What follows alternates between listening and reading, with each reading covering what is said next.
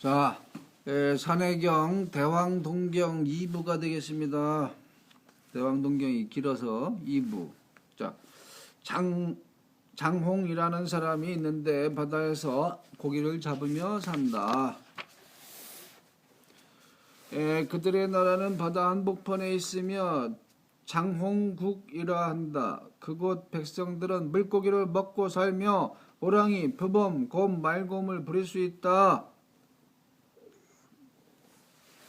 새의 부리가 나 있고 날개가 있어서 바다에서 자유롭게 고기를 잡고 사는 사람들이 있다. 대왕의 한 곳에 사는 사람들을 환두라고 한다. 곤이 맞이한 아내 이름이 사경인데 선비사자에다가 이제 존경할 경자 사경의 아들이 염융이었고 염융의 후예가 환두다. 환두는 사람 얼굴에 새 부리와 날개를 갖고 있다. 그들은 바다 고기를 먹고 살며 날개가 있기 때문에 물 위에서 자유자재로 다닐 수 있다. 그들은 까만 좁쌀도 심어서 식량으로 삼는다. 그들이 사는 나라를 환두국이라고 한다. 정말 신기한 존재들이네요. 자, 읽어드리는 거에서 부담 없이 이렇게 차도 한 잔씩 하면서 양해해 주십시오.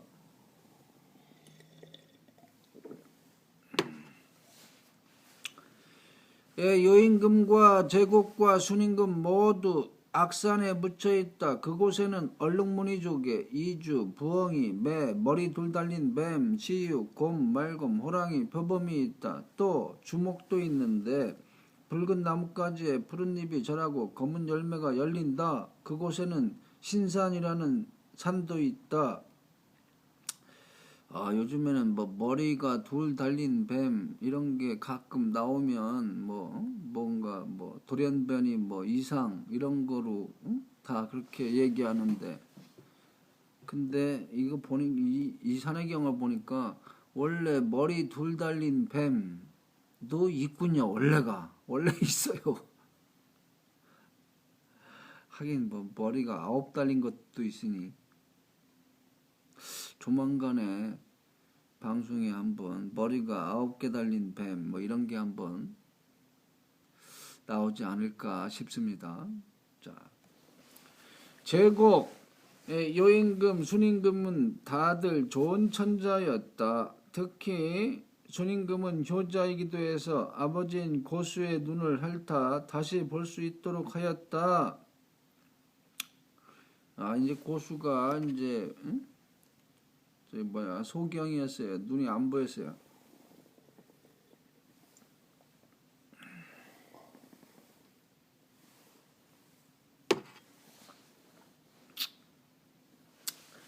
자, 다섯 노인이 황하를 논일며 하도가 장차 올 것이라고 예언했다. 용마가 하도를 바쳤고 요임금이 악하기를 지었다는 이야기는 역사서에도 자세히 기록되어 있다.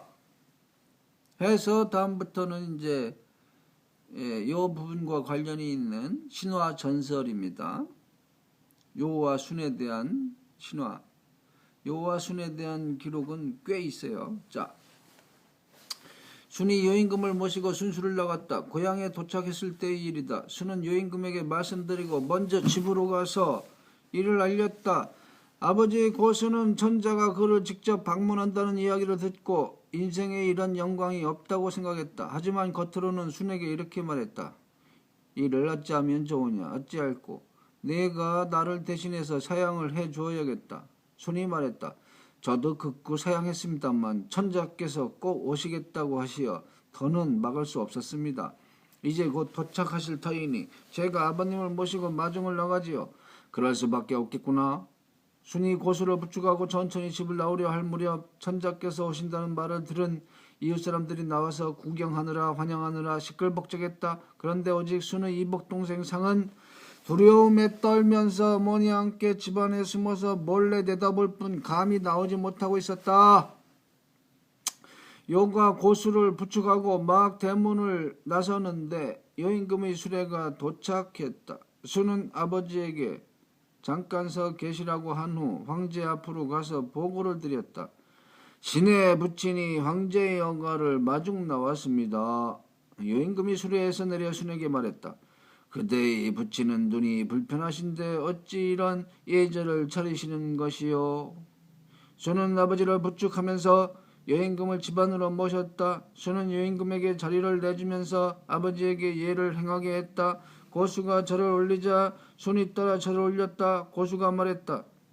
미천한 백성 우가 아련하옵니다.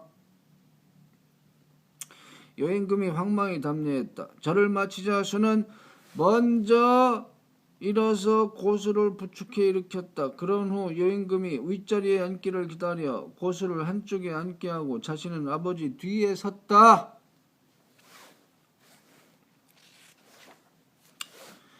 여임금이 입을 열어 고수에게 물었다. 어르신, 실명하신 지 얼마나 되셨소이까? 30년 되었습니다. 지금이라도 의원을 청하면 나을 수 있을지요? 전에 갖가지 약을 써봤고 아들놈이 처방해 온 것도 적지 않습니다. 공청이라는 것이 영험하다고 하여 써봤지만 고치지는 못했습니다. 이미 여러 해가 지나서 살아있는 동안 다시 하늘을 보고 싶지만 안 될 것 같습니다. 요가 말했다. 마음을 놓으세요. 짐이 보기에 어르신은 몸도 건장하고 정신력도 강하니 언젠가는 두 눈이 예전처럼 다시 밝아질지도 모릅니다. 고수가 이 말을 듣더니 자신도 모르게 몸을 일으켜 절을 하려 했다. 순이 다가와 무릎을 꿇고는 겨우 고수를 부축했다. 고수는 절을 하면서 말했다. 미천한 백성이 삼가 천자의 금쪽 같은 말씀에 감사드립니다. 제가 천자의 말씀대로 두 눈이 다시 보인다면 죽어도 한이 없겠습니다. 순이 옆에서 함께 감사의 절을 올렸다. 여임금은 답례를 하고 겸손하게 말했다. 중화가 저렇게 효성이 지극한 것도 다 어르신이 평소에 올바른 사람이 되는 가르침으로 이끄신 덕분이겠지요. 이 중화가 순임금의 이름이에요. 근데 문제는 중화민국과 이 순임금의 이름 중화하고 연관이 있다는 게 문제입니다. 연관이 있다는 게. 어떻게 해서 중국이라는 이름이 생겼느냐? 순임금의 이름 중화와 관련이 있다고요. 신기하죠? 자, 고수가 이 말을 듣고 저도 모르게 얼굴이 붉어져 중얼거렸다. 이미 천한 몸이었지 올바른 사람이 되는 가르침을 알겠습니까? 저놈 순이 어렸을 때부터 이미 제 두 눈이 안 보였고 간의 화기가 너무 성해서 잘 가르치기는커녕 도리어 학대만 했습니다. 그런데도 저놈은 전혀 원망하지 않고 이렇게 효성이 지극하니 모두가 다 미천한 몸의 잘못입니다. 이런 사정을 최근에 알게 되었으니 한스러울 따름입니다. 지금 거룩하신 천자께서 오히려 이 몸에게 올바른 사람이 되는 가르침을 말씀하시니 죽고 싶을 정도로 부끄럽습니다.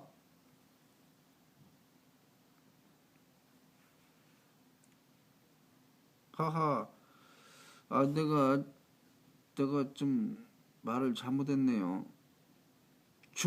중국과 이 순임금 중화 이름과 관련이 있느냐? 그게 아니고 물론 요순 시대 이런 때에는 중국이라는 말 자체는 없었어요. 중국이라는 말 자체가 없지만 이 한자를 내가 잘못 얘기했네. 거듭 중자에다가 빛날 화자로 돼 있어요. 중화가. 왜 중화라고 했느냐면은 순임금은 눈동자가 둘이어서 눈동자가 두 개였대요. 순임금이. 그래서 중화라고 불렀어. 아시겠죠? 자, 다시 본문으로 갑니다. 여임금이 말했다.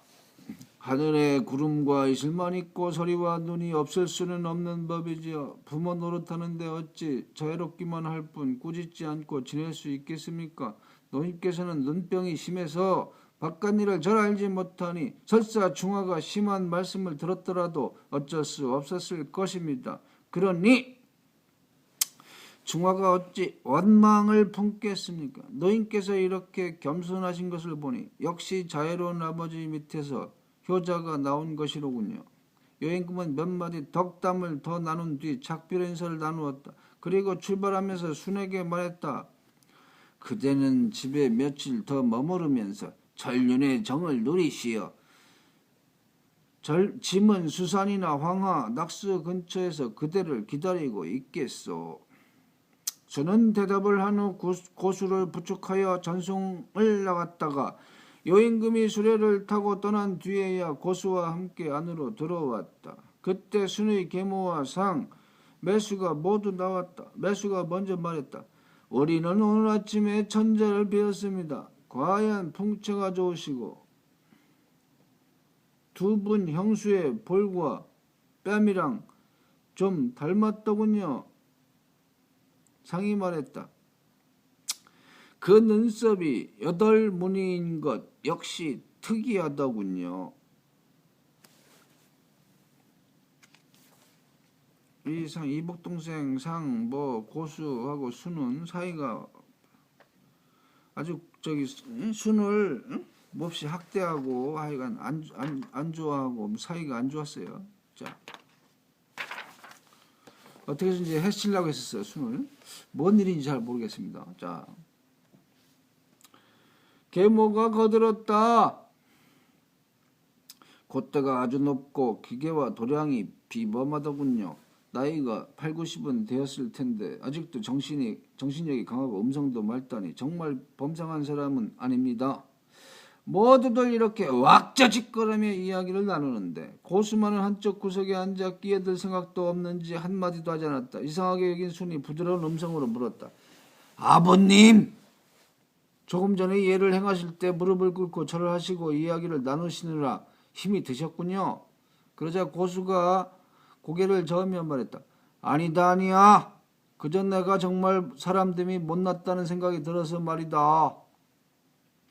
수는 그 말을 듣고 당황해서 물었다. 아버님! 마음에 안 드는 점이 있으면 무엇이든지 제게 말씀하세요. 제가 아버님 대신 방법을 강구해 보겠습니다. 고수가 한숨을 쉬면서 말했다. 내가 비록 나라를 다스리고 세상을 평정하는 재주가 있다지만 이것만큼은 방법이 없겠구나 하는 생각이 드는구나. 너희는 오늘 아침에 천자를 배웠고 그것도 아주 자세히 배웠질 않느냐. 허나 나는 그분과 반나절을 대면하고 이야기하면서도 도대체 천자께서 어떻게 생겼는지 보지 못했으니 내 생각에 괴로운 일이라고 생각되지 않느냐. 듣자니 내가 지금 천자를 대신하고 있고 머지않아 천자가 될 것이라 하는구나. 그런데 내가 천자가 된 후의 모습이 어떤지, 어떻게 존대받는지, 또 얼마나 위험이 있는지를 내가 전혀 볼 수 없을 테니 텅 빈 거짓말과 다를 게 뭐란 말이냐. 죽어버리는 것과 또 다를 게 뭐 있겠느냐. 사람이 죽을 때가 되면 자손들에게 다시는 볼 수 없다고 말하는데 지금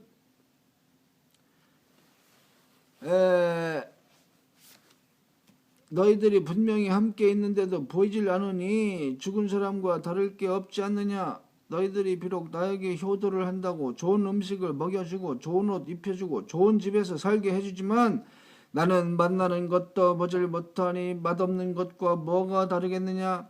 비단 옷을 입었지만 베옷을 입은 것과 뭐에 다르겠느냐. 대궐에 살아도 초가상간에 사는 것과 뭐가 다르겠느냐. 살아있지만 죽은 것과 다름없고 깨어있어도 종일 꿈속에 있는 것 같구나. 무슨 재미가 있겠느냐. 이렇게 살아서 죄를 받느니 얼른 죽는 게 낫겠다는 생각이 든다.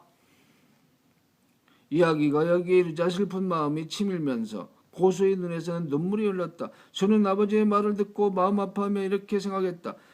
하늘은 어찌리 불이 나시어 우리 아버님을 이런 변고에 시달리게 하십니까? 수년 전부터 아버지를 낫게 하려고 노력했으나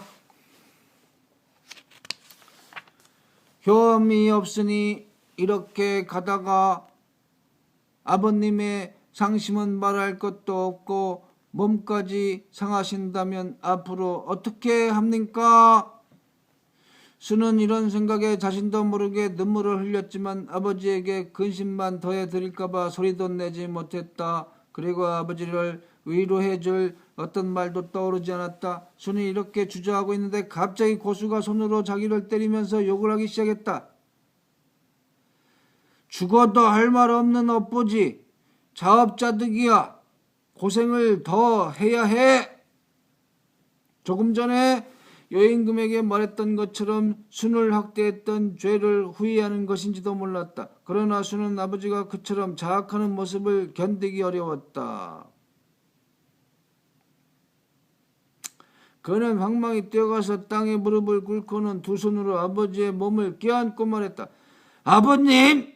이러지 마세요. 제발 이러지 마세요. 수가 이렇게 애원하며 보니 아버지의 두 눈에서는 눈물이 흘러내리고 있었다. 그 순간 수는 다른 생각을 할 겨를도 없이 혀를 내밀어 아버지의 눈물과 두 눈을 핥았다. 그런데 이게 웬일인가? 고수는 매우 시원해하면서 순이 자신의 눈에 무슨 약이라도 바르는 줄 알고 물었다. 아들아, 이건 무슨 약이냐? 바르니까 무척 시원하구나. 순이 핥기를 멈추고 말했다. 약을 바른 것이 아니라 혀로 핥은 것입니다. 이것이 옛날부터 내려오는 비방이더냐? 아닙니다. 제가 방금 생각해낸 것뿐입니다. 혀로 핥다니 내 생전 듣도 보도 못한 일이구나. 맹인을 혀로 낫게 한 일이 어디 있단 말이냐?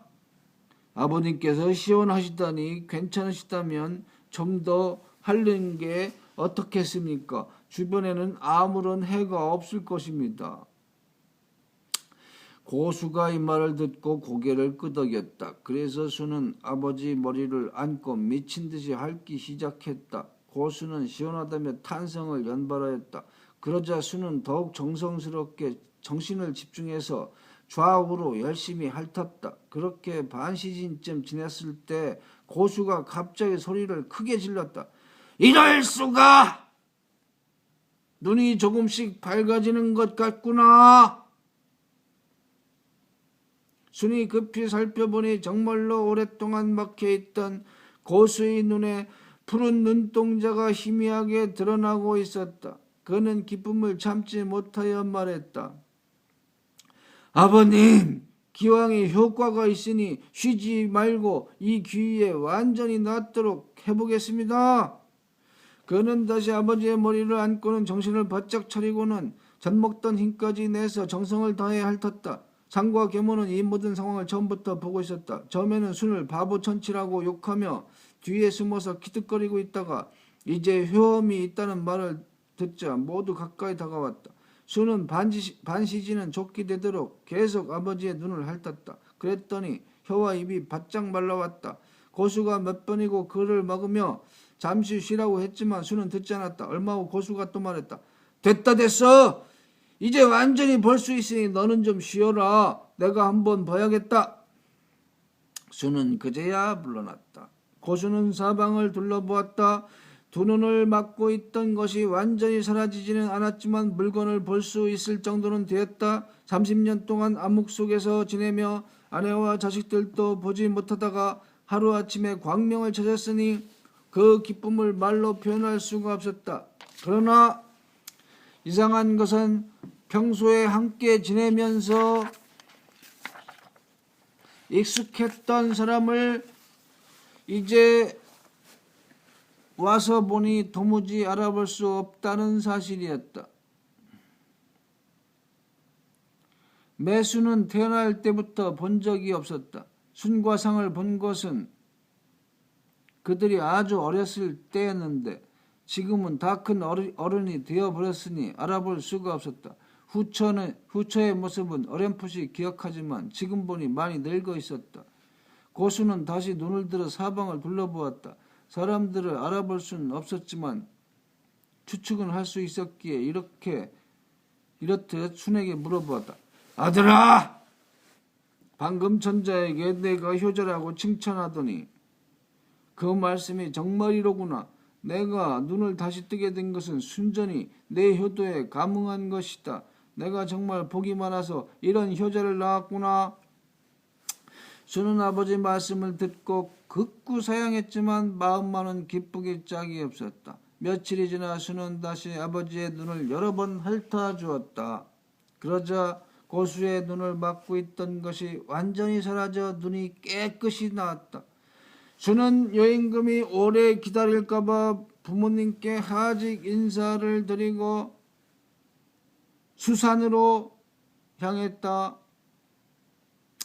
그때쯤 아들의 눈을 핥아주어 고수가 다시 눈뜨게 된 일이 각지에 알려졌다. 순의 효심을 칭송하지 않는 사람이 없었다. 오래지 않아 순이 수산에 도착했을 때 마침 여임금 일행도 남쪽에서 수산으로 왔다. 원래 여임금은 순의 집에서 나와 수산을 지나 하수와 낙숫가로 갔었다. 그런데 어떤 사람으로부터 고수가 시력을 회복했다는 소식을 듣고는 기쁨을 금치 못하고 속으로 생각했다. 전에 고수에게 위로 삼아 두 눈이 회복될 것이라고 말했었다.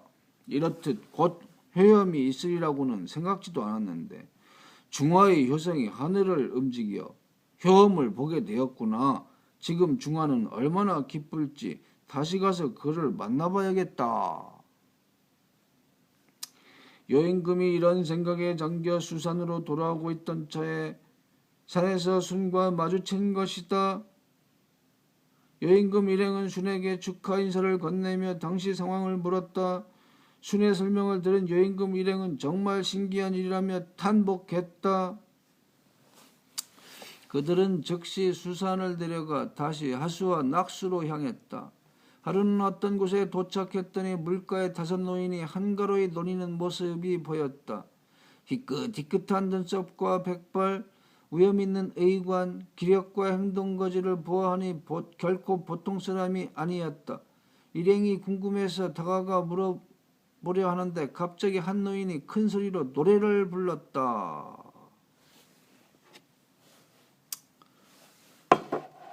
하도가 온다네. 내가 황제에게 길을 알려주려 특별히 왔네. 두 번째 노인이 이어서 높은 목소리로 노래했다. 하도가 온다네. 내가 황제에게 의논하러 특별히 왔네. 세 번째 노인이 연이어 높은 소리로 노래했다. 하도가 온다네. 내가 황제에게 그림을 가지고 특별히 왔네. 네 번째 노인이 연이어 높은 목소리로 노래했다. 하도가 온다네. 내가 황제에게 부적을 가지고 특별히 왔네. 다섯 번째 노인이 연이어 높은 목소리로 노래했다. 하도가 왔네. 용을 타고 오네. 입에는 옥끈을 물었다네. 5 노인이 노래를 마쳤지만 그 뜻을 아는 이는 아무도 없었다. 태위인 순이 문득 그 뜻을 깨닫고 입을 열려는데 5 노인이 다시 한 목소리로 노래 부르기 시작했다. 하하하! 다들 우리를 모르네. 우리를 아는 이는 눈동자가 2개인 황효뿐이지. 노래가 끝나자 그들은 각자 유성으로 변해서는 빛을 반짝이며 하늘로 날아갔다. 자세히 그 방위를 보니 묘숙의 궁도였다. 묘숙이라고, 묘수 28수 중에 묘성 있지 않습니까? 묘성, 그게 묘숙. 여기서 이제 이 묘숙, 이게 플레이아데스인데 이쪽에서 온 인간들이 바로 묘족, 모족 그렇게 알려져 있는데 어려운 얘기죠.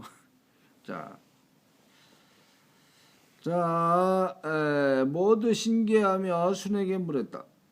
물었다. 그들이 태위가 안다던데 저들은 도대체 어떤 자들인가요? 그러자 순이 대답했다. 제가 어젯밤에 별자리를 봤는데 금목수와 토, 오성이 갑자기 사라지기에 이상하게 여겼습니다. 그런데 뜻밖에도 여기서 논일고 있었군요. 그들은 오성의 정령입니다. 여임금이 물었다. 그들이 노래한 하도라는 것이 이곳 하수의 중요한 보물이고 짐에게 그것을 받을 준비를 하라는 뜻이라 생각되는데 그대 생각에는 어떠한지? 순이 대답했다. 그렇습니다. 오성의 정령이 인간계에서 논의는 것은 결코 우연이 아닙니다. 더욱이 그들이 하도가 올 것이라 분명히 말하면서 황제에게 길과 방법을 알려주는 것은 바로 황제께 준비하시라는 의미입니다. 여임금이 물었다. 하수가 이렇게 넓고 아득한데 도대체 하수가 어디서 온다는 것이요? 어디서 준비를 해야겠소? 소신의 어리석은 생각으로는 오성의 정령이 여기서 모습을 드러냈으므로 하도 역시 이곳으로 올 것 같습니다. 이 자리에서 준비를 하시지요. 어떻게 준비를 하면 좋겠소? 신의 생각으로는 천지에 지극한 보물이 오면 반드시 정중한 예식으로 맞이해야 된다고 봅니다. 황제께서 목욕제에게 하신 후 길이를 택하여 제단을 쌓고 하수에 제사를 올려 정성과 경의를 표하시는 것이 좋겠습니다. 폐하의 의견은 어떠하신지요?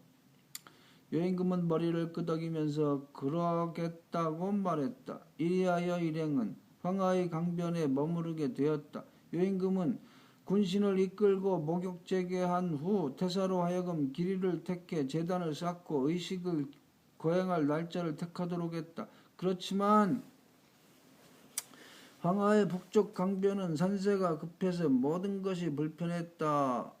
그리하여 하수의 남쪽 강변으로 옮길 수밖에 없었으므로 하수와 낙수의 중간에 제단을 세우기로 했다. 의식을 치를 날짜는 2월 신축일 동틀 무렵으로 정했다.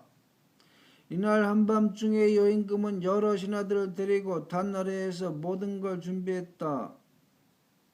막 동이 트자마자 의식을 행하였으니 모든 면에서 정성과 공경을 다했음은 말할 나위도 없다. 또 백옥 한 덩이를 하수에 던져 예물로 삼았다. 제사를 마치고 잠시 후 다시 제단에 올라 하수를 바라보았지만 하도가 어디에서 오는지 알 수가 없었다. 해가 중천에 떠오르자 하늘은 푸르고 구름 한 점 없는데 사방 촌락에서 연기가 피어올랐다. 하수를 바라보니 수세가 도도하게 콸콸 흐르는데 그 기상이 장대하면서도 고요했다. 한참을 바라보다가 해가 서쪽으로 기울자 제단에서 내려오는데 갑자기 하수에서 오색빛 한 줄기가 뻗어나왔다. 하도 찬란하고 눈이 부셔서 마저 볼 수 없을 정도였다. 모든 사람들이 신기해하며 자리에 우뚝 섰다. 얼마 되지 않아 또 고운 기운이 하수에서 뿜어 나오는데 자욱하기가 목화솜 같기도 하고 연기나 안개 같기도 했다. 그 기운은 가까워졌다가 멀어졌다가 하면서 처음에 뻗어나온 상스러운 빛과 서로 엇갈리며 서로 더욱 돋보였다. 눈 깜짝할 사이에 그 기운이 온 땅을 뒤덮더니 여임금과 신하들은 거의 오리무중에 짙은 안개 속에 빠졌다. 다시 얼마쯤 지나 멀리 있는 4개의 산봉우리를 바라보니 무수한 흰구름 덩어리가 뭉게뭉게 솟아서는 하늘로 올라가 푸른 하늘을 가리고 있었다. 그러더니 갑자기 맹렬한 바람소리가 들리고 온 산의 나무들이 우수수 떨리면서 만물이 흔들리는 기세가 느껴졌다. 무엇인가 이상하다는 느낌이 드는 순간 갑자기 하수의 물이 용솟음 치더니 거대한 덩물이 머리를 쳐들고 나왔다. 자세히 보니 기다란 용이 눈을 치켜뜨고 있었다. 그러나 배 밑에 커다란 다리가 넷 붙어 있어서 얼핏 보기에 말과 비슷하였지만 도대체 무슨 짐승인지 알 수 없었다. 짐승의 입에는 붉고 푸른 물건이 물려 있었다. 짐승은 강둑에 오르더니 곧장 제단을 향해서 올라갔다. 제단 주변을 지키던 사람들은 놀라 뒤로 물러섰다. 여임금과 신하들은 두렵지는 않았지만 심한 비린내에 구역질이 났다. 짐승은 머리를 제단 위로 뻗더니 입에 물고 있던 물건을 뱉어내고는 바로 몸을 돌려 하수로 들어가 버렸다. 잡시간에 바람도 멈추고 구름도 걷히더니 아까처럼 하늘이 푸르고 사방이 밝아왔다. 다만 영롱한 기운은 여전했다.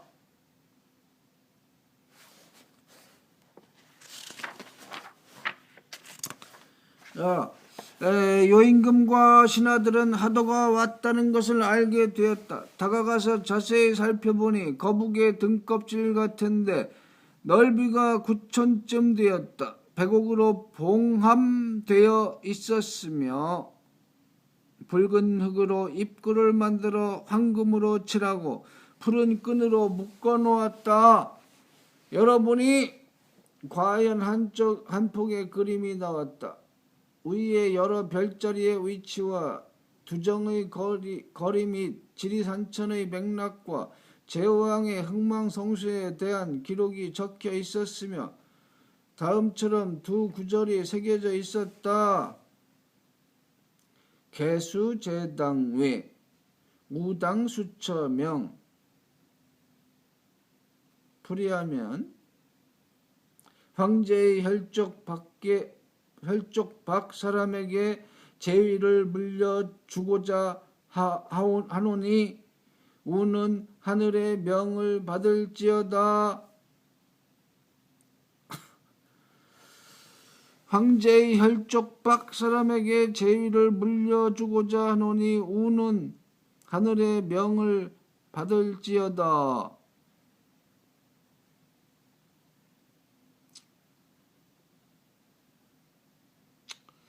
우가 바로 요임금인데, 자, 이제 자기 혈족은 아니지만 요임금이 자기 혈족은 아니지만 순에게 이제 물려주고자 한다 이거예요. 순에게 물려줘라. 그게 하늘의 뜻이다 이거예요. 자. 혈족이 아니에요. 아무 관계도 아닙니다. 요하고 수는. 자, 요임금이 이 구절을 먼저 본 후 다른 사람들에게 돌리면서 태의 순에게 물었다. 짐이 그대에게 제위를 물려주려는데 어찌 사견이 있겠소? 그대가 지금 그 증거를 보고 있으니 이는 진실로 하늘의 명이요. 순은 당황해서 머리를 조아리며 사양했지만 요임금은 뜻을 굽히지 않았다. 하늘의 뜻이 이러한데 또 무슨 말을 할 수 있겠소? 일행은 하도를 거두어 제단에서 내려가 행장을 갖추었다. 그리고 배를 띄어 남쪽 강둑에서 북쪽 강변으로 건너가기로 했다. 배가 강 한복판에 이르렀을 때 뱃머리에서 누군가 소리를 쳤다. 봉황이 왔습니다. 봉황입니다. 여임금은 군신들이 창문으로 머리를 내밀어 보니 과연 봉황이 남쪽으로부터 날아오고 있었다. 그런데 입에 무엇인가를 물고 있었다. 새는 눈 깜짝할 사이에 뱃머리로 날아와 입에 문 물건을 떨어뜨리고는 몸을 휙 벌려 날아가 버렸다. 시정들이 급히 그 물건을 여임금에게 가져왔다. 여임금과 신하들이 보니 역시 한 폭의 그림이었는데 그림에는 천지인의 일들이 기재되어 있었다. 여임금은 매우 기뻐하며 군신들을 향해 말했다. 오늘 하루에 두 가지 상스러운 일이 연달아 일어났도다. 용과 봉황이 이르러 전지에 밀서를 바치니 짐이 보건대 이는 모두 순이 하늘의 명을 받은 징조로다. 순이 당황해서 거듭 사양했지만 여임금은 더 이상 말하지 않았다. 북쪽 물가에 이르러 돌아보니 남쪽 하수와 낙숫가에 영롱한 빛이 그치지 않고 자욱하게 뿜어 나오는 것이 보였다. 모든 사람이 이 광경을 보고도 무슨 약문인지 알 수 없어 하는데 대사도가 말했다. 이게 뭐 하도와 낙서가 나오는데 하도 낙서에서 현재 도서관이라는 말이 생겼습니다. 하도 낙서 도서관. 자, 또 엄청난 보물이 나타나려는 게 아닐까요? 다시 건너가 살펴보는 게 어떻겠습니까? 여임금도 그 말이 옳다고 생각해서 다시 남쪽으로 건너가 보니 영롱한 빛이 뿜어나오는 곳에 백옥 한 덩어리가 모습을 드러내고 있었다. 그것을 파보니 옥판이었다. 크기가 일척쯤 되고 위에는 많은 그림과 글이 새겨져 있었다. 자세히 살펴보니 천지의 형세를 그리고 천지 조화의 시작을 적은 것이었다. 그러나 글이 완전하지 않아 해독이 불가능했다. 대사농 창의가 다시 파보니 옥 한 덩이가 또 나왔는데 크기와 두께가 앞에 나온 옥판과 똑같았다. 두 개의 옥판을 서로 맞춰보니 과연 한 쌍으로 그제야 글의 의미가 분명해졌다. 다들 기뻐하면서 옥판을 잘 챙겼다. 그들은 다시 배에 올라 북쪽 강변으로 건너가 곧장 귀경길에 올랐다. 돌아오는 동안에는 별다른 일이 없었다. 수도에 도착한 후 여임금은 사람을 시켜 하도의 문자를 베껴서 동쪽 건물에 두고 다른 날 검사해 보도록 했다. 또 하도가 상스러운 보물로 얻기 어려운 것인 만큼 정신을 가다듬어 문장을 한 편 지었는데 악학이라고 한다. 이 문장은 이미 소실되어 내용을 알 수 없다. 예부터 전해지기로는 그저 하늘의 역수를 받은 뜻을 설명한 것이라 한다. 이건 뭐 모세가 십계명 그 석판을 받는 것 같네요. 마치 그거하고 그 차이가 없죠. 그렇죠? 자, 그 다음은 여기가 이제 신화전설 끝났고 그 다음부터는 다시 산해경의 원문입니다. 자, 그 밖에 대왕 가운데 높은 산이 있는데 천대라고 한다. 바닷물이 그 산이 남쪽으로 흘러 산으로 들어간다. 동해의 밖 감수가 흘러간 곳에 희화국이 있다. 거기에 희화라는 여인이 산다. 가면에서는 그녀가 아들인 태양들을 목욕시킨다. 희화가 이제 낳은 태양 열을 낳았겠네. 태양들을 목욕시킨다. 희화는 제준의 아내로 10명의 태양을 낳았다. 이러면은 또 이건 순이 아닌데 제준 하느님이 순은 아니에요. 계유산이 있는데 산 위에는 달콤한 불명자 나무가 있다. 이 나무는 가지와 줄기가 모두 붉고 잎은 노랗고 꽃은 희고 열매는 까맣다. 이 산의 동쪽에 감화수가 있는데 줄기는 붉고 잎은 노랗다. 이 산에는 푸른 말이 있다. 또 붉은 말이 있는데 삼추라고 한다. 시육도 있다. 머리가 아주 작은 사람이 있는데 균인이라고 부른다. 균인은 키가 1촌에 지나지 않고 붉은 옷을 입으며 둥근 모자를 쓰고 하얀 마차를 타고 다닌다. 사람들이 소인의 수레와 마주치면 잡아먹어버린다. 맛은 시고 쓰지만 먹고 나면 1년 동안 작은 곤충에 물리지 않고 여러 동식물의 이름을 알 수 있다. 이런 소인을 먹으면 뱃속의 3가지 벌레를 죽일 수 있는데 그것들이 죽고 나면 선약을 먹어도 된다. 남유산이 있는데 산 위에는 유옥, 푸른 말, 삼추라는 붉은 말, 시육, 감화수가 있다. 이곳에서는 온갖 곡식들이 무성하게 자란다. 자, 여기까지이고, 흙을 빚어서 사람을 만드는 복희 여와 그림 좀 한번 화상석 그림 좀 한번 보면은 내가 야훼 이 야훼를 갖다가 이렇게 생겼어요. 복희여호와가 이제 야훼인데 야훼가 우리말인 거를 밝혀냈잖아요. 들판에 들야자에다가 그 다음에 회가 뭐 도마뱀 회가 있습니다. 도마뱀 회. 여기 그림 보면은 도마뱀 용으로 그려졌잖아요. 도마뱀이나 용으로 그려졌잖아요. 야훼가. 그러니까 내가 제대로 찾은 거지. 그렇죠?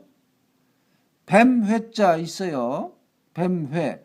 마침 어떻게 살모사 회, 뱀 회, 도마뱀 회, 용회 이 회자가 있어. 그러니까 여호와 야훼가 바로 도마뱀.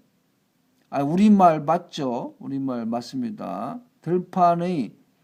들판이 곧 또 투르판도 우리말 들판인데 들판의 도마뱀 용이었어요. 야훼란. 여기 지금 그림의 복희 여호와가 여호와 야훼입니다. 자, 이상